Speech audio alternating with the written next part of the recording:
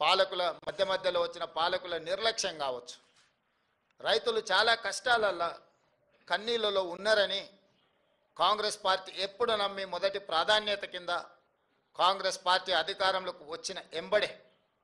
వానాకాలం రైతు బంధును చంద్రశేఖరరావు గారు ఎగగొడితే మేము అధికారంలోకి వచ్చిన ఎంబడే చంద్రశేఖరరావు గారు ఎగ్గొట్టిన రైతు బంధును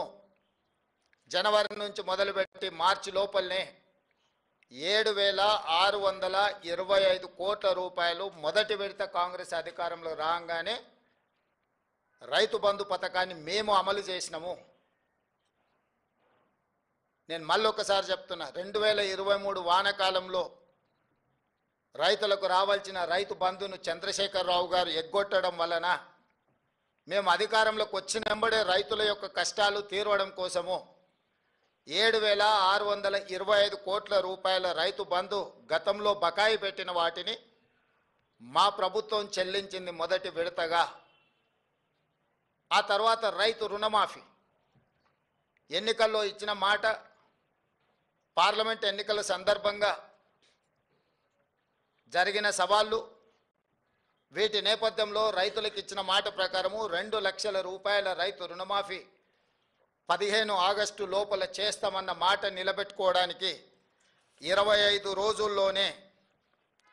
దాదాపుగా 17,869 కోట్ల రూపాయలు 3 విడతలుగా 21 లక్షల మంది రైతు 18 లక్షల మంది 22,22,067 మంది రైతులకు 17,869 కోట్ల రూపాయలు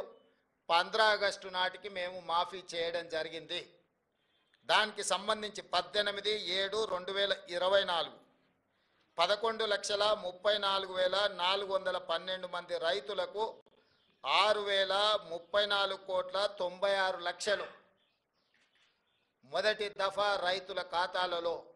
₹1,00,000 వరకు ఉన్న రుణమాఫీని ఆ రోజు చేయడం జరిగింది. ఫేజ్ 2లో 30/7/2024 నాడు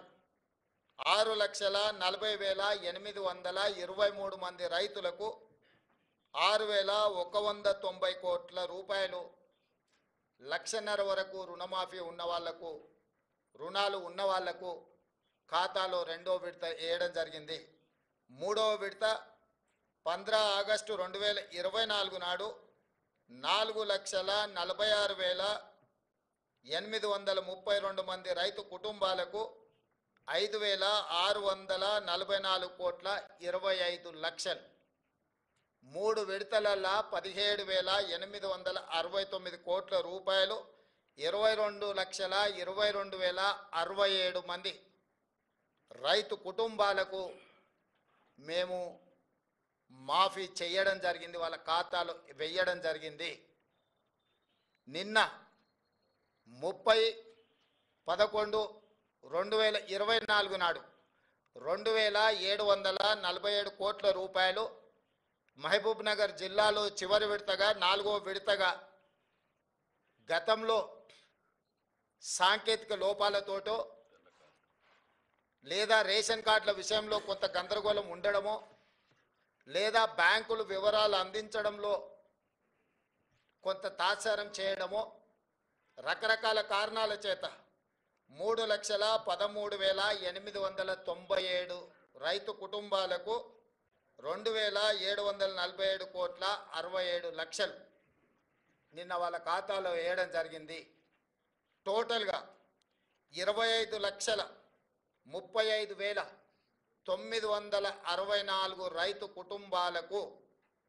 20,616 కోట్ల రూపాయల 89 లక్షలు ఈరోజు రైతులకు రుణమాఫీ చేసిన చరిత్ర